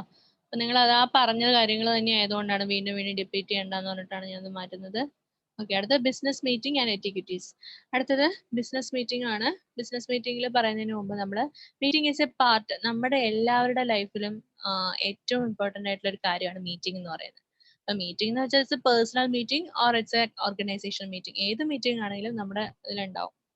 അപ്പൊ അതിൽ നടക്കുന്ന കാര്യങ്ങളാണ് ഇനി പറയുന്നത്. ഒരു മീറ്റിംഗിൽ എഫക്റ്റീവ് ആവാൻ വേണ്ടി, ഒരു ഓർഗനൈസേഷനിൽ നടക്കുന്ന മീറ്റിംഗ് എഫക്റ്റീവ് ആവാൻ വേണ്ടി അതിൽ വേണ്ട കമ്മ്യൂണിക്കേഷന്റെ മെയിൻ ഫാക്ടേഴ്സ് ആണ് ഇനി പറയുന്നത്. ഒന്നാമത്തെ എക്സ്ചേഞ്ച് ഓഫ് ഇൻഫർമേഷൻ. ഒരു മീറ്റിംഗിൽ എന്തായാലും എന്തുണ്ടാവണം? ഇൻഫർമേഷൻ എക്സ്ചേഞ്ച് ചെയ്തിരിക്കണം. ദാറ്റ് മീൻസ് കമ്മ്യൂണിക്കേഷൻ നടന്നിരിക്കണം. രണ്ടാമത്തത് articulation of alternative view points. എല്ലാവരും അവരവരുടെ വ്യൂ പോയിന്റ്സ് തുറന്ന് പറഞ്ഞിരിക്കണം. അതേപോലെ മൂന്നാമത്തെ ഡെലിബറേഷൻ ഓൺ സ്പെസിഫിക് ഇഷ്യൂസ്. ഓരോ സ്പെസിഫിക് ഇഷ്യൂസിനെ വളരെ ഡെലിബറേറ്റ് ആയിട്ട്, ദാറ്റ് മീൻസ് എല്ലാവർക്കും അണ്ടർസ്റ്റാൻഡ് ചെയ്യുന്ന രീതിയിൽ എങ്ങനെ വേണമെങ്കിലും പറയാൻ കഴിവുള്ളവരായിരിക്കണം. അടുത്ത റിമൂവൽ ഓഫ് മിസ്കൺസെപ്ഷൻസ്. മിസ്കൺസെപ്ഷൻസ് എന്ന് പറഞ്ഞാൽ നമ്മൾ ആവശ്യമില്ലാത്ത കോൺസെപ്റ്റിന്, നമ്മുടെ കോൺസെപ്റ്റ് എന്താണോ അതിനനുസരിച്ചിട്ട് വേണം നമ്മൾ സംസാരിക്കാൻ. അല്ലാത്ത കാര്യങ്ങൾ നമ്മൾ സംസാരിക്കാനായിട്ട് പോവരുത്. അങ്ങനത്തെ elaboration and clarification of concepts and ideas. ഒരു ചെറിയ ഐഡിയ ഉണ്ടെങ്കിൽ അതിനെ എലാബറേറ്റ് ചെയ്ത് പറയാതെ വളരെ പോയിന്റ് ടു പോയിന്റ് ആയിട്ട് സംസാരിക്കുക. അതുപോലെ finalisation of plans and strategies. നമ്മൾ ഒരു സ്ട്രാറ്റജീസ് ഉണ്ടെങ്കിൽ, നമ്മുടെ ഒരു പ്ലാൻ ഉണ്ടെങ്കിൽ ആ സ്ട്രാറ്റജീസ് എന്താണെന്നും അതിന്റെ പ്ലാൻ എന്താണെന്നും നമ്മൾ ഫൈനലൈസ് ചെയ്യണം. അത് ഒരു മീറ്റിംഗിലൂടെ ഫൈനലൈസ് ചെയ്തിരിക്കണം. ദാറ്റ് മീൻസ് ഒരു കമ്പനിയുടെ അകത്ത് പലതരം സ്ട്രാറ്റജീസ് ഉണ്ടാവും. ഒന്നുകിൽ ഒരു മാർക്കറ്റിംഗ് സ്ട്രാറ്റജി, ഈ മാർക്കറ്റിംഗ് സ്ട്രാറ്റജി യൂസ് ചെയ്ത് കഴിഞ്ഞാൽ പ്രൊഡക്റ്റ് നന്നായി സെയിൽ ആവും. അല്ലെങ്കിൽ ഒരു പ്രൊഡക്ഷൻ സ്ട്രാറ്റജി, രാവിലെ ഇത്ര പേര് നിന്ന് കഴിഞ്ഞാൽ അത്രയും പേർക്ക് എത്ര ക്യാപ്പബിലിറ്റി ഉള്ളതുകൊണ്ട് ഇത്ര പ്രൊഡക്റ്റ് ഉണ്ടാവും. ഇത്ര പേരാണ് നിൽക്കുന്നതെങ്കിൽ അതിനനുസരിച്ചിട്ടുള്ള പ്രൊഡക്റ്റ് ഉണ്ടാവുള്ളൂ. സോ ഇതാണ് നമ്മുടെ സ്ട്രാറ്റജി എന്ന് പറയുന്നത്. ക്ലിയർ? അപ്പൊ ഈ കാര്യങ്ങളൊക്കെ പ്ലാനും സ്ട്രാറ്റജീസും എല്ലാം ഒരു മീറ്റിംഗിൽ ഫൈനലൈസ്ഡ് ആയിരിക്കണം. അല്ലെങ്കിൽ സംസാരിച്ചിട്ട് ആംബിഗ്യസ് ആയിട്ട് പോയിട്ട് കാര്യമില്ല. നമ്മളൊരു പ്ലാനിങ്ങിന് പോയി കഴിഞ്ഞാൽ ആ പ്ലാനിങ് നമ്മൾ എന്ത് ചെയ്യണം? ഫൈനലൈസ് ചെയ്യണം. അതുപോലെ റിവ്യൂ ഓഫ് പെർഫോമൻസ്. നമ്മുടെ പെർഫോമൻസ് എന്താണോ അത് നമുക്ക് തന്നെ റിവ്യൂ ചെയ്യാൻ പറ്റണം. ഇവൻ ആ മീറ്റിംഗിൽ പങ്കെടുക്കുന്ന ഓരോരുത്തരുടെ പെർഫോമൻസും എല്ലാവരും കൂടിയിട്ട് എവാലുവേറ്റ് ചെയ്തിട്ടുള്ളതായിരിക്കണം. അടുത്തത് enlistment of support. A host of such communication needs to, and also essential the business and organizational context. അതായത് കമ്മ്യൂണിക്കേഷനിൽ ഒരു ഗുഡ് ലിസണർ ആയിരിക്കണം ഓരോരുത്തർ. അപ്പൊ നമ്മൾ സംസാരിക്കുന്ന ഒരു കമ്മ്യൂണിക്കേറ്റർ മാത്രം ആവരുത്, മറ്റുള്ളവർ സംസാരിക്കുമ്പോൾ നമ്മൾ നല്ലൊരു listener. Objectives and the objectives. So meetings are the most popular method of interactive communication. അതായത് ഒരു കമ്മ്യൂണിക്കേഷന്റെ ഏറ്റവും നല്ല ഇന്ററാക്റ്റീവ് ആയിട്ടുള്ള സെക്ഷൻ ആണ് മീറ്റിംഗ്. അപ്പൊ മീറ്റിംഗ് എന്ന് പറയുന്നത് വളരെ പോപ്പുലർ ആയിട്ട് ഉപയോഗിക്കുന്ന ഒരു ഇന്ററാക്റ്റീവ് സെക്ഷൻ ആണ്. കമ്മ്യൂണിക്കേഷനിലൂടെ പലർക്കും പല കാര്യങ്ങളും സംസാരിക്കാൻ പറ്റും. അതേപോലെ തന്നെ അവരുടെയൊക്കെ ഒപ്പീനിയൻസ് അറിയാനും അവരുടെയൊക്കെ attitude towards the company and towards our project or the work, അതൊക്കെ നമുക്ക് കൂടുതലായിട്ട് മനസ്സിലാക്കാൻ സാധിക്കും. High level executives in business organizations spend much time in committees and meetings. സാധാരണ ഒരു കമ്മിറ്റിയിലോ മീറ്റിംഗിലോ ഹൈ ലെവൽ ആയിട്ടുള്ള അതോറിറ്റി ആയിട്ടുള്ള ആൾക്കാർ മീറ്റ് ചെയ്യുക, അതിനനുസരിച്ചിട്ട് ഒരു ബിസിനസ് പ്ലാൻ ചെയ്യുക എന്നൊക്കെ പറയുന്നത് മീറ്റിംഗിലൂടെ മാത്രമേ നടക്കാറുള്ളൂ. അടുത്ത conducting A meeting. Meeting conduct ചെയ്യുമ്പോൾ ശ്രദ്ധിക്കേണ്ട കാര്യങ്ങൾ എന്തൊക്കെയാണ്? അപ്പൊ ആദ്യം പ്ലാനിങ് ഫോർ എ മീറ്റിംഗ്. നമ്മൾ രാവിലെ ഒരു മോർണിംഗ് മീറ്റ് ഷെഡ്യൂൾ ചെയ്യാണ്. അപ്പൊ ആ മീറ്റിംഗിന്റെ മെയിൻ പർപ്പസ് എന്താണ്, അപ്പൊ എന്തൊക്കെയാണ് ആ മീറ്റിംഗിൽ പറയേണ്ടത്, അതേപോലെ ആരൊക്കെയാണ് ആ മീറ്റിംഗിൽ ഉണ്ടാവേണ്ടത്, ഇതിനെയാണ് നമ്മൾ പ്ലാനിങ് ഓഫ് മീറ്റിംഗ് എന്ന് പറയുന്നത്. അപ്പൊ അതിൽ വരേണ്ട ഒന്നാമത്തെ കാര്യം ഡൊമസ്റ്റിക് അറേഞ്ച്മെന്റ്സ് ആണ്. ഡൊമസ്റ്റിക് അറേഞ്ച്മെന്റ് എന്ന് പറഞ്ഞാൽ എവിടെയാണ് നടത്തേണ്ടത്, വെന്യൂ എവിടെയാണ്, അതായത് ഏത് സമയത്ത്, what will be the duration, എത്ര മണിക്കൂർ നടത്തണം, what be invited to attend, ആരൊക്കെയാണ് പങ്കെടുക്കേണ്ടത്. അപ്പൊ chart, who will chair the meeting, ആര് എവിടെ ഇരിക്കും, ആരാണ് നമ്മളെ മീറ്റിംഗിലെ മെയിൻ ഹെഡ് ആയിട്ട് ഇരിക്കുക. അതുപോലെ who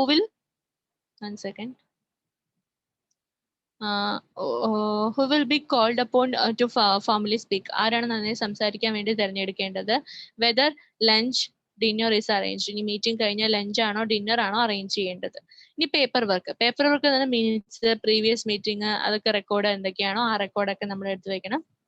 reports to be beforehand along with office നോട്ടും എല്ലാ കാര്യങ്ങളും വേണം. അജണ്ട വേണം. അജണ്ട എന്ന് വെച്ചാൽ എന്താണ്, ഒരു മീറ്റിംഗിൽ നിർബന്ധമായും പാലിക്കേണ്ട റൂൾസ് ആൻഡ് റെഗുലേഷൻസ് ആൻഡ് പോളിസീസിനെയാണ് നമ്മൾ എന്ത് പറയാ, അജണ്ട എന്ന് പറയാം. ആൻഡ് റിലേറ്റഡ് പേപ്പേഴ്സ്, ആ അജണ്ടയുമായിട്ട് റിലേറ്റ് ചെയ്തിട്ടുള്ള പേപ്പേഴ്സ് എന്തൊക്കെയാണോ അത് വേണം. അതുപോലെ റിട്ടൺ റിപ്പോർട്ട്സ് വേണം, ഗ്രാഫിക്സ് വേണം. ഇതെല്ലാം ഒരു മീറ്റിംഗിൽ വേണ്ട പേപ്പർ വർക്ക്സ് ആണ്.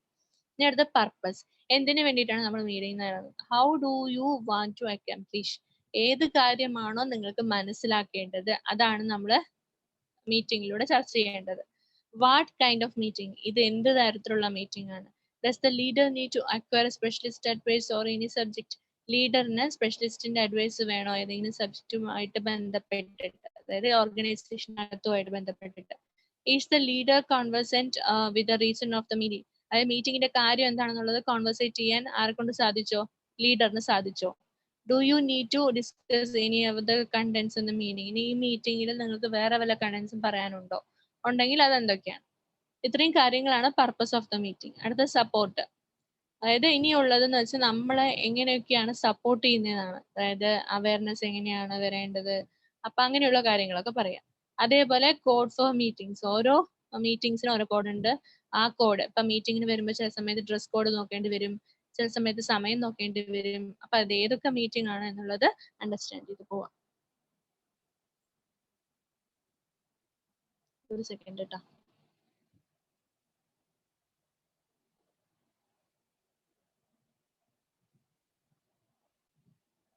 ഓക്കെ, ഇതിനടുത്ത പർപ്പസ്, ഒരു മീറ്റിംഗിന്റെ പർപ്പസ് എന്തൊക്കെയാണ്?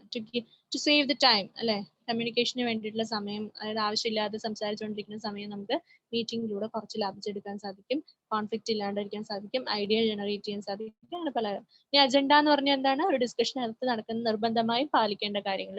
വായിച്ചു വയ്ക്കാൻ മനസ്സിലാവും. എന്ന് പറഞ്ഞു കഴിഞ്ഞാൽ ഒരു മീറ്റിങ്ങിന് വേണ്ടി നമ്മൾ മീൻസ് നോട്ട് ആവാം, ഒരു വർഷമായിട്ട് ആ ബാക്ക്ഗ്രൗണ്ട് നോട്ട്സ് എന്താണ്, പ്രിപ്പയർഡ് ഫോർ ദാറ്റ് മീറ്റിംഗ്, ആ മീറ്റിങ്ങിന് വേണ്ടി പ്രിപ്പയർ ചെയ്ത് വെച്ചിരിക്കുകയാണ്. അങ്ങനത്തെ പേപ്പേഴ്സിനെയാണ് നമ്മൾ ബാക്ക്ഗ്രൗണ്ട് പേപ്പേഴ്സ്. അത് പാർട്ടിസിപ്പൻസ് എന്ന് പറഞ്ഞു കഴിഞ്ഞാൽ ഒരു മീറ്റിംഗിൽ നിർബന്ധമായും വന്നിരിക്കേണ്ട ആൾക്കാരെ നമുക്ക് പാർട്ടിസിപ്പൻസ് എന്ന് വിളിക്കാം. അപ്പൊ അങ്ങനെയുള്ള പാർട്ടിസിപ്പൻസിനെ ആരും വിളിക്കേണ്ട കാര്യമില്ല, അവരാണ് മീറ്റിംഗ് കോർഡിനേറ്റ് ചെയ്യുന്നത്, അവരാണ് കാര്യങ്ങൾ നടത്തുന്നത് എന്നുണ്ടെങ്കിൽ അതാണ് പാർട്ടിസിപ്പൻസ്. അടുത്ത ടൈമിംഗ് ആൻഡ് വെന്യൂ, എവിടെ വെച്ചിട്ടാണ് നടത്തുന്നത്, എപ്പോഴാണ് നടത്തുന്നത്. ഇനി മിനിറ്റ്സ് ഓഫ് എ മീറ്റിംഗ്, ഈ മീറ്റിംഗിൽ ഉണ്ടാവുന്ന മിനിറ്റ്സ് എന്തൊക്കെയാണ്? അപ്പോൾ A record four A business decision taken, അതായത് ഒരു മീറ്റിംഗിൽ എന്തൊക്കെ ഡിസിഷൻ എടുത്തു എന്ന് പറയുന്നതിന് വേണ്ടി കാണിക്കുന്ന റെക്കോർഡിനെയാണ് നമ്മൾ എന്ത് പറയാ, മിനിറ്റ്സ് എന്ന് പറയാം. അപ്പൊ ഈ മിനിറ്റ്സിൽ എന്തൊക്കെയാണ് ഉണ്ടാവുക? മീറ്റിംഗ് ഓഫ് മെമ്പേഴ്സ് ഉണ്ടാവും, ആരൊക്കെ വന്നില്ല, ആരൊക്കെ വന്നു, അങ്ങനെ ഉണ്ടാവും. ഷെയർ ആരാണ് ഷെയർ ചെയ്തത്, ഒറ്റയ്ക്കാണോ ചെയ്തത്, ദാറ്റ് മീൻസ് ഷെയർ എന്ന് വെച്ചാൽ ഇവിടെ ഉദ്ദേശിക്കുന്നത് അതോറിറ്റി, ആരാണ് മീറ്റിംഗ് കോർഡിനേറ്റ് ചെയ്തത്. എസെൻഷ്യൽ പോയിന്റ്സ് നിങ്ങൾ വായിച്ചു നോക്കിയാൽ മനസ്സിലാവും. റെസൊല്യൂഷൻ എന്ന് പറഞ്ഞു കഴിഞ്ഞാൽ when the suggestion adopted in the meeting, the common decision is recorded as a resolution to take action. Resolution may be ordinary or special. Ordinary resolution require majority support in terms of votes. Special resolution requires supports of 3 or 4 members of the person. അതായത് രണ്ട് തരത്തിലുള്ള resolution ഉണ്ട്, സോഷ്യലും ഉണ്ട്, അതായത് ordinary റെസൊല്യൂഷനും ഉണ്ട്, അതേപോലെ തന്നെ resolution. Ordinary എന്ന് വെച്ചാൽ സാധാരണയായിട്ട് നമ്മൾ റെസൊല്യൂഷൻ പറയുന്ന സമയത്ത് മെജോറിറ്റി ആരാണ് ഏറ്റവും കൂടുതൽ സപ്പോർട്ട് ചെയ്യുന്നത്, അതാണ് നമ്മുടെ റെസൊല്യൂഷൻ എന്ന് പറയും. സോഷ്യൽ അല്ലെങ്കിൽ സ്പെഷ്യൽ റെസൊല്യൂഷൻ എന്ന് പറഞ്ഞു കഴിഞ്ഞാൽ 4-5 ബോർഡ് മെമ്പേഴ്സിൽ ആരെങ്കിലും 2-3 ആള് സപ്പോർട്ട് ചെയ്ത് കഴിഞ്ഞാൽ അവർ റെസൊല്യൂട്ടഡ് ആയി എന്ന് പറയും. ദാറ്റ് മീൻസ് ഒരു മീറ്റിംഗിൽ ഒരു കാര്യം റെസൊല്യൂട്ടഡ് ആയി എന്ന് പറഞ്ഞു കഴിഞ്ഞാൽ ഒന്നുകിൽ ആ ഗ്രൂപ്പിലെ എല്ലാവരും അല്ലെങ്കിൽ majority of the persons in that group approve that, അങ്ങനെയാണെങ്കിൽ നമ്മൾ റെസൊല്യൂട്ടഡ് ആയി എന്ന് പറയും. അതല്ലാന്നുണ്ടെങ്കിൽ ബോർഡ് മെമ്പേഴ്സിൽ എത്ര പേര് സപ്പോർട്ട് ചെയ്തു, എത്ര പേര് സപ്പോർട്ട് ചെയ്തിട്ടില്ല എന്നുള്ളതിന്റെ മെജോറിറ്റി മാത്രം നോക്കിയിട്ടും റെസൊല്യൂഷന്റെ കണക്ക് പറയാറുണ്ട്. ഇനി resolution has A heading indicating what is about. ഒരു റെസൊല്യൂഷൻ എന്ന് പറഞ്ഞു കഴിഞ്ഞാൽ അതിനൊരു ഹെഡിങ് ഉണ്ടാവും. അപ്പോൾ എന്ത് കാര്യത്തിനെ കുറിച്ചിട്ടാണ് നമ്മൾ സംസാരിക്കാൻ പോകുന്നത്, അല്ലെങ്കിൽ which heading we have to be discussed about, ആ ഒരു കാര്യം നമ്മൾ നേരത്തെ പറഞ്ഞിരിക്കും. ഇനി അപ്പോയിന്റ്മെന്റ് സെക്രട്ടറി ആയിരിക്കും, appointment of bankers, then endorsement of cheque, ഇതെല്ലാം നമ്മൾ ആ റെസൊല്യൂഷൻ എന്തിനെ കുറിച്ചിട്ടാണ് എന്ന് പറഞ്ഞിട്ട് നമ്മൾ എഴുതാറില്ലേ, അതാണ് അതിൽ പറയുന്നത്. അത് സ്പെസിമെൻ റെസൊല്യൂഷൻ. സ്പെസിമെൻ റെസൊല്യൂഷൻ എന്ന് പറഞ്ഞു കഴിഞ്ഞാൽ അതിൽ വരുന്നത് it was resolved by mister Saman P appointed, ആരാണോ അപ്പോയിന്റ് ചെയ്തത്. ഓക്കെ, സ്പെസിമെൻ റെസൊല്യൂഷൻ എന്ന് പറഞ്ഞു കഴിഞ്ഞാൽ ഇപ്പൊ ഒരു ചെറിയ പീസ് ഓഫ് ഇൻഫർമേഷൻ എടുക്കുക, അല്ലെങ്കിൽ ഒരാളെ അപ്പോയിന്റ് ചെയ്ത് കഴിഞ്ഞാൽ അയാൾക്ക് വരുന്ന കാര്യങ്ങളൊക്കെ ഏറ്റവും ഫസ്റ്റ് ഡീറ്റെയിൽ ചെയ്യുന്നത് ആരാണോ അപ്പോയിന്റ് ചെയ്തത് അവരുടെ അടുത്തായിരിക്കും. ഇപ്പൊ ഒരു എംപ്ലോയർ ഒരു എംപ്ലോയിയെ നമ്മൾ അപ്പോയിന്റ് ചെയ്തു, ആ അപ്പോയിന്റ് ചെയ്തിട്ടുള്ള ആൾക്ക് നന്നായിട്ട് പ്രോപ്പർ ആയിട്ട് വർക്ക് ചെയ്യുന്നില്ല. സോ ഫസ്റ്റ് കംപ്ലൈന്റ് അടുത്ത പോവാ, എംപ്ലോയറുടെ അടുത്താണ് പോവാ. So the resolution goes to the employer.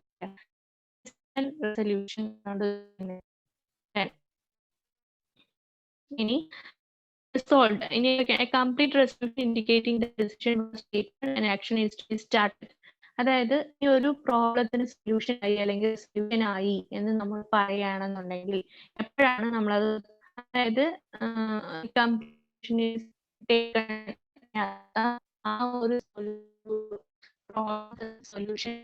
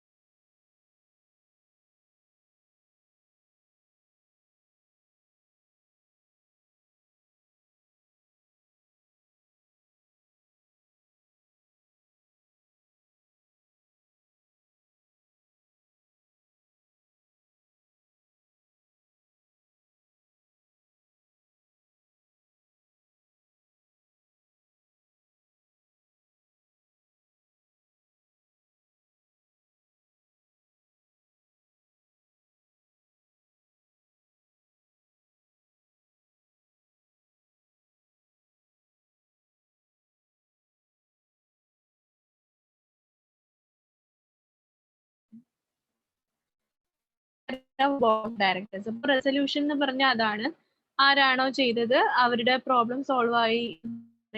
Resolution വേണ്ട ആയിട്ടുള്ള ഡിസിഷൻ അവിടെ എടുത്തു കഴിഞ്ഞു എന്നാണ് അതിന്റെ അർത്ഥം. Chairman of board of directors. Board of directors പറഞ്ഞാൽ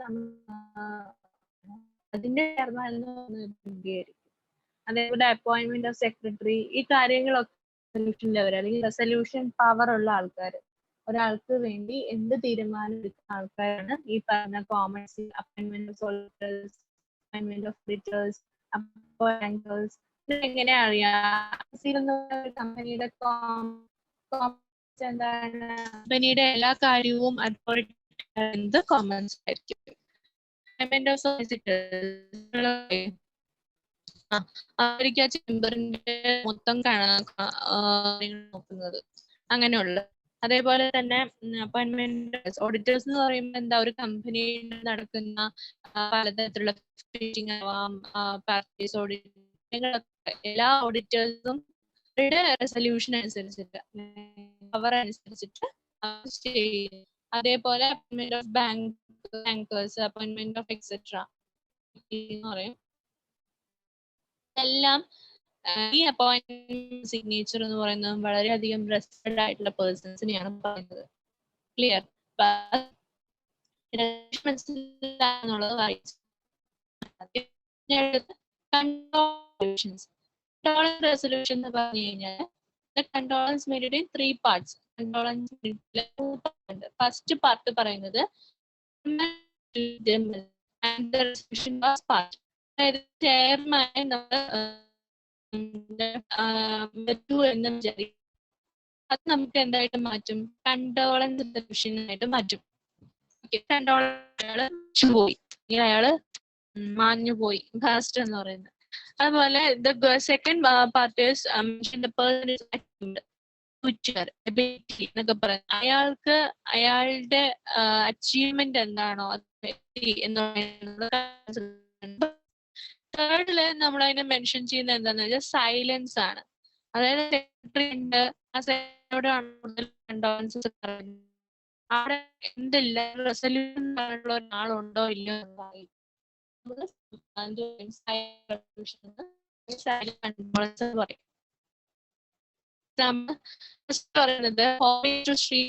ഷാ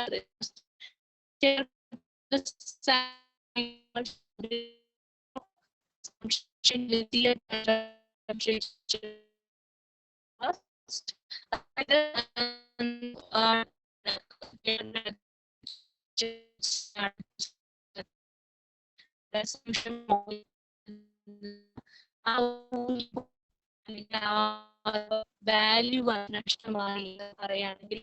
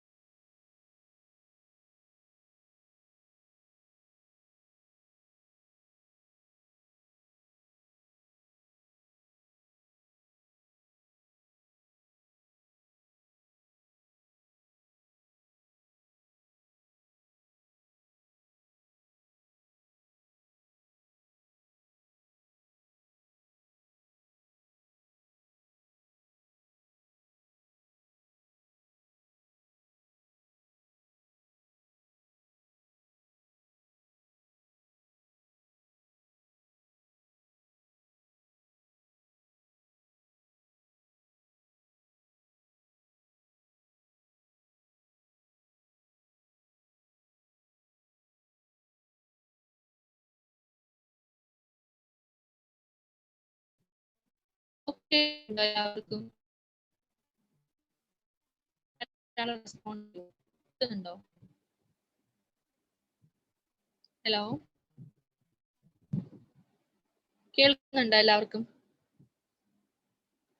ഓക്കെ, കേൾക്കുന്നു വിചാരിക്കുന്നു. ഓക്കെ, നമ്മളിപ്പോ ഒരു കമ്പനിയിൽ സെമിനാർസ് നടക്കുന്നുണ്ട്, കോൺഫറൻസസ് നടക്കുന്നുണ്ട്, അങ്ങനെ നടത്തുന്നുണ്ടാവും. അപ്പൊ അതാണ് ഇതിൽ പറയുന്ന സെമിനാർസ് കോൺഫറൻസസ്. അതായത് ഇപ്പൊ ഒരു കമ്പനി കുറിച്ച് സംസാരിക്കുന്ന ആള് നന്നായിട്ട് റിസർച്ച് ഒക്കെ നടത്തി അതിന് വേണ്ടിയിട്ടുള്ള പ്രിപ്പറേഷൻസ് ഒക്കെ ചെയ്ത് ആ കാര്യങ്ങൾ ഡീപ്പായിട്ട് ആരോട് പറഞ്ഞു കൊടുക്കും? തന്റെ കൊളീഗ്സിനോട് ഒരു സെമിനാർ ഹാളിൽ ഇരുന്ന് കൂടുതൽ എക്സ്പ്ലെയിൻ ചെയ്ത് കൊടുക്കുന്നു. അതിന്റെ മാർക്കറ്റിംഗ് സാധ്യതകൾ എത്രത്തോളം ഉണ്ട്, അതിന് പ്രൊഡക്റ്റ് നമ്മൾ എവിടെയാണ് പർച്ചേസ് ചെയ്യുന്നതിനെ കുറിച്ച് കൂടുതലായിട്ട് ഡീപ്പായിട്ട് പറഞ്ഞു കൊടുക്കുന്നു. അപ്പൊ ഇതെല്ലാം സെമിനാറാണ്. ഇനി കോൺഫറൻസസ് എന്ന് പറഞ്ഞു കഴിഞ്ഞാൽ കോൺഫറൻസസിനകത്ത് സെമിനാറും പെടും, കുറച്ച് GDയും പെടും, ഗ്രൂപ്പ് ഡിസ്കഷൻസ്. ഗ്രൂപ്പ് ഡിസ്കഷൻസ് എന്ന് വെച്ചാൽ എന്താണ്? കുറച്ച് കാര്യങ്ങൾ കൂടുതലായിട്ട് പറഞ്ഞു കൊടുക്കുക, അതേപോലെ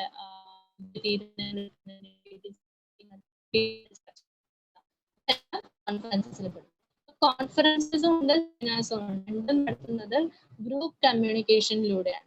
അപ്പോൾ ഒരാളുടെ ഒപ്പീനിയൻ മാത്രം എടുത്തല്ല ഒരു പ്രോജക്റ്റ് അവര് കൊണ്ടുവരിക. അപ്പോൾ ചിലപ്പോൾ അതോറിറ്റീസ് മാത്രമായിരിക്കും കോൺഫറൻസ് ഹാളിൽ ഉണ്ടാവുക. സെമിനാർസ്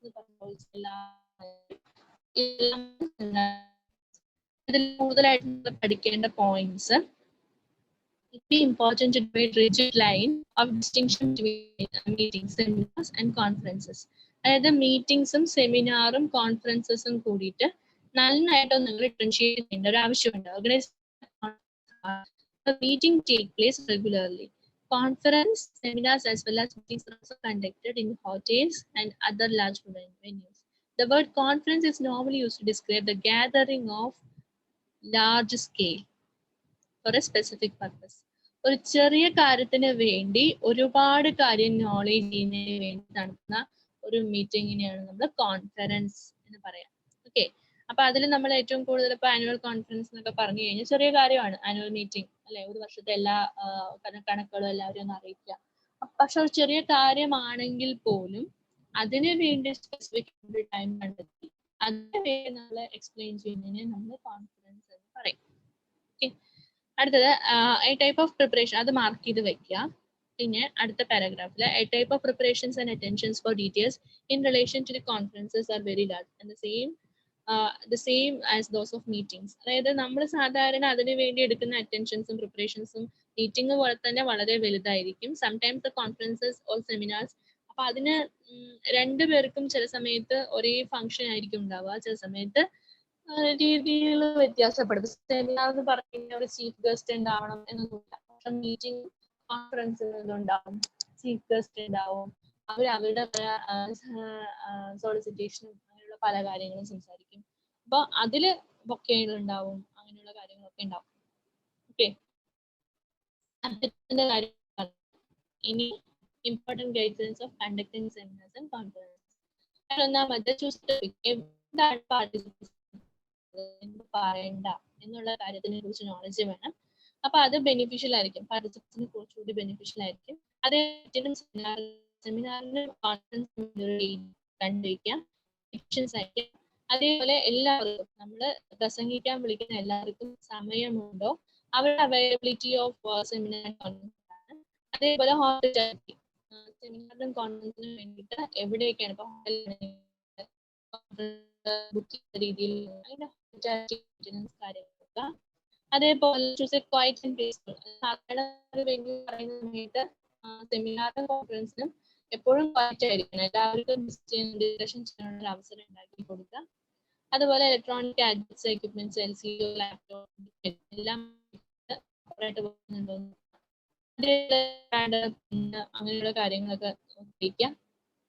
ആർക്കെങ്കിലും ആവശ്യമാണെങ്കിൽ അത് പ്രൊവൈഡ് ചെയ്യാം. അതുപോലെ ഔട്ട്കംസ് എന്തൊക്കെയാണ്, സജഷൻസ് എന്തൊക്കെയാണ്, റെക്കോർഡ് ചെയ്യണമെങ്കിൽ റെക്കോർഡ് ചെയ്യുക, അങ്ങനെയുള്ള കാര്യങ്ങളൊക്കെ നമുക്ക് നോക്കാം. ഇത്രയാണ് ഞാൻ ഇന്ന് എടുക്കുന്നത്. ഓക്കെ, എറ്റിക്വിറ്റി ഇത്തിരി വളരെ ഇമ്പോർട്ടൻ്റ് ആയിട്ടുള്ള ഒരു കാര്യമാണ്.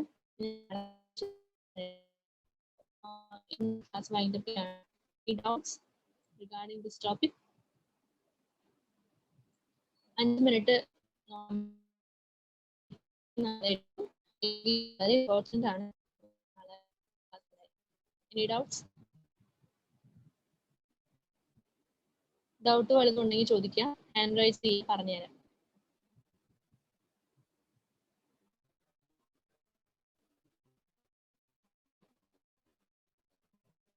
ഹാൻഡ് റൈസ് ചെയ്യാം ഡൗട്ട് ഉള്ളവർക്ക്. Hello hello hello hello hand raise ചെയ്യാം. പ്രമോദ് ഹലോ, ഹലോ പറയൂ. ഇടയ്ക്ക് വെച്ച് സൗണ്ട് ലാസ്റ്റ് പറഞ്ഞൊന്നും കേട്ടില്ല, സൗണ്ട് തീരെ പോയി. ആണോ? ക്ലാസ് ക്ലോസ് ചെയ്യുന്നതിന് മുന്നേ നമ്മളത് അമർത്തിയതായിരുന്നു, അതിന് മുന്നേ ഒന്നും മനസ്സിലായില്ല. എന്താ പ്രോബ്ലം എന്നറിയാം, ഒന്ന് റിപ്പീറ്റ് ചെയ്താൽ ബെറ്റർ ആയിരുന്നു. ഇപ്പോഴും ക്ലിയർ അല്ല സൗണ്ട്. ഹലോ ഇപ്പൊ ക്ലിയർ ആണോ? ഇപ്പൊ ക്ലിയർ ആകുന്നുണ്ട്. റേഞ്ചിന്റെ പ്രോബ്ലം ആയിരിക്കും.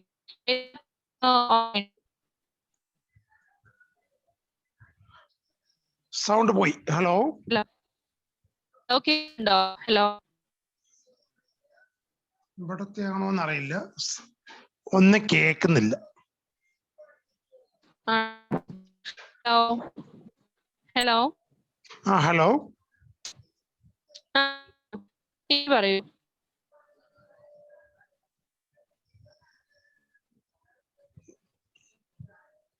ഹലോ, ഒന്നും കേൾക്കുന്നില്ല.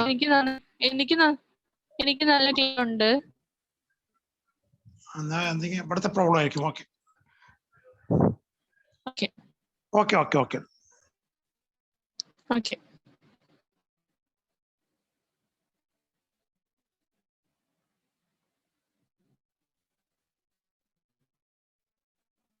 രാധാ സുമേഷ് മ്യൂട്ട് ചെയ്യും.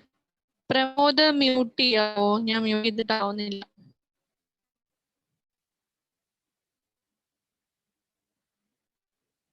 രാധാ സുമേഷ് മ്യൂട്ട് ചെയ്യാം. Hello ma'am. ഹലോ പറയൂ.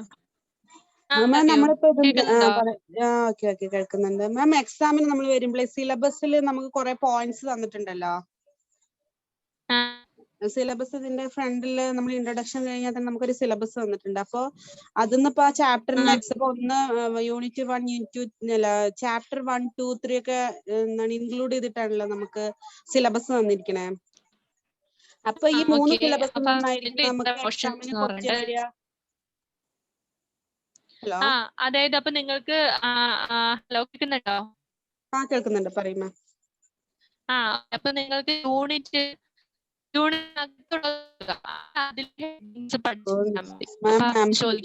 വോയിസ് ഇത്തിരി ഇതായി പോകുന്നുണ്ട്. അതായത് നിങ്ങൾ യൂണിറ്റിനകത്ത് ടോപ്പിക്സ് മാത്രം നോക്കി വെക്കും. ഹലോ അതെ അതെ കേൾക്കുന്നുണ്ട് മാം. മെയിൻ പോയിന്റ്സിന് ഇതാക്കിയിട്ട്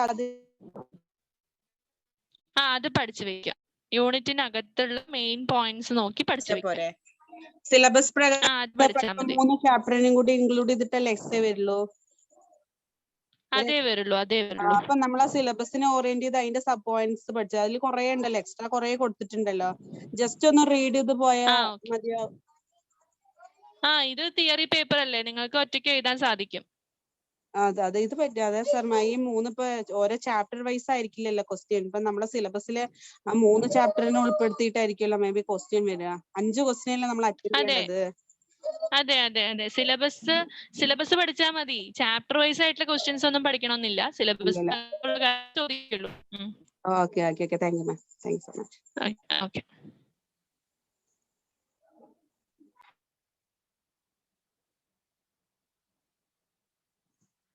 ഓക്കെ ഹലോ ഹലോ കേൾക്കാറുണ്ടോ മാം? പറയൂ. ഇതിന്റെ നോട്ട്സും സ്റ്റഡി മെറ്റീരിയൽസ് ഒന്നും കിട്ടിയിട്ടില്ല. അപ്പോ ഓൺലൈൻ ക്ലാസ്സിൽ മാത്രം ഉണ്ടാവുക, സെപ്പറേറ്റ് നോട്ട്സും സ്റ്റഡി മെറ്റീരിയൽസ് എല്ലാം കിട്ടുമോ? അത് നിങ്ങൾ ഓഫീസുമായിട്ട് റിലേറ്റ് ചെയ്യണം. എനിക്ക് തോന്നുന്നു നിങ്ങൾക്ക് ബുക്സ് കിട്ടിയിട്ടില്ലേ? ടെക്സ്റ്റ് നോട്ട്സ് ഉണ്ടാവും തോന്നുന്നില്ല. ഇല്ല, ബുക്ക് ടെക്സ്റ്റ് ഒന്നും കിട്ടിയിട്ടില്ല. ആണോ? അത് എനിക്കറിയില്ല. അത് ഓഫീസുമായിട്ട് നിങ്ങൾ ബന്ധപ്പെടേണ്ടി വരും. ഓക്കെ. അപ്പൊ ഇതിലുള്ള ക്ലാസ്സിലുള്ള മെമ്പേഴ്സിന് ബാക്കിയുള്ള മെമ്പേഴ്സിന് കിട്ടിയിട്ടുണ്ടോ? അറിയോ? അത് മാമിന് അതും അറിയില്ല. അതെനിക്കറിയില്ല. ഇല്ല, ആരുമായിട്ട് എനിക്ക് കോണ്ടാക്ട് ഇല്ല. എനിക്ക് ഓൺലി ഓഫീസ് മാറ്റേഴ്സ്, അവിടുത്തെ കാര്യങ്ങളൊന്നും എനിക്കറിയില്ല. അവർ നമുക്ക് ക്ലാസ് അലോട്ട് ചെയ്യും, നമ്മൾ ക്ലാസ് എടുക്കും, അത്രേ ഉള്ളൂ. Okay fine. പിന്നെ മാം എന്താ വെച്ചാൽ മാമിന്റെ വോയിസ് എല്ലാം ബ്രേക്ക് ആണ്, നല്ലപോലെ ബ്രേക്ക് ആയിട്ട്. ഇന്നലെ കുഴപ്പമുണ്ടായിരുന്നില്ല, ഫസ്റ്റ് ഉണ്ടായിരുന്നുള്ളൂ. ഇപ്പൊ മൊത്തം ലാസ്റ്റിൽ മൊത്തം ബ്രേക്ക് ആണ്. അപ്പോ അടുത്ത ക്ലാസ്സിന് കുറച്ചുകൂടി ബെറ്റർ ആയിരിക്കണം മാം. ഒന്നും ക്ലിയർ ആയി കേൾക്കുന്നില്ല, നല്ല ബ്രേക്ക് ആണ്, മ്യൂട്ട് ആണ് അതെല്ലേ? ഓക്കെ ഓക്കെ ഓക്കെ, ഞാൻ കുറച്ചുകൂടി റേഞ്ച് ഉള്ള സ്ഥലത്ത് നോക്കാം. ഓക്കെ കുഴപ്പമില്ല. Okay okay okay ma'am, thanks.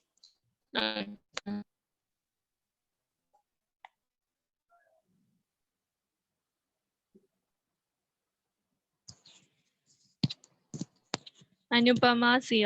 Hello hello. എനിക്കൊന്നും കേൾക്കുന്നില്ല. ഹലോ കേൾക്കാമോ? ഹലോ. കേൾക്കുന്നുണ്ട്, പറയൂ. Hello ma'am. ഹലോ. വോയിസ് ഭയങ്കര ബ്രേക്ക് ആയിരുന്നു മാം. വോയിസ് ഭയങ്കര ബ്രേക്ക് ആയിരുന്നു. കേൾക്കുന്നുണ്ടോ? ലാസ്റ്റ് ഒന്നും കേൾക്കാൻ പറ്റില്ല. അതെല്ലേ, ഏത് പോർഷനിൽ വെച്ചിട്ടാണ് കേൾക്കാതായതെന്നൊന്ന് പറയോ? ഹലോ. ലാസ്റ്റ് എടുത്ത ഭാഗം ഒന്നും കേട്ടിട്ടില്ല. ലാസ്റ്റ് എടുത്തതൊന്നും കേട്ടിട്ടില്ല. ലാസ്റ്റ് എടുത്തതൊന്നും കേട്ടിട്ടില്ല. 2 പോയിന്റ്സ് മുമ്പ് എടുത്തതൊന്നും കേട്ടിട്ടില്ല. റെസൊല്യൂഷൻ തൊട്ട് കേട്ടിട്ടുണ്ടാവില്ല അല്ലെ? I think. അതെ അതെ. ഓക്കെ, അവിടെ തൊട്ട് ഞാൻ നാളെ ഒന്നുകൂടി ഒരു ഇൻട്രോ പോലെ പറഞ്ഞുതരാം, കുഴപ്പമില്ല. വേറെ വല്ല ഡൗട്ട് ഉണ്ടോ? ഓക്കെ ഓക്കെ, അപ്പോൾ കേൾക്കാത്തവർക്ക് വേണ്ടി ഒന്നുകൂടി പറയാം. നാളെ ഞാൻ ആ റെസൊല്യൂഷൻ തൊട്ടിട്ട് ഒന്നുകൂടി ഒരു ഇൻട്രോ പോലെ പറഞ്ഞിട്ട് ബാക്കി ഞാൻ ക്ലാസ് എടുക്കാം. നാളെ 7:30 ക്ലാസ്. ഓക്കെ.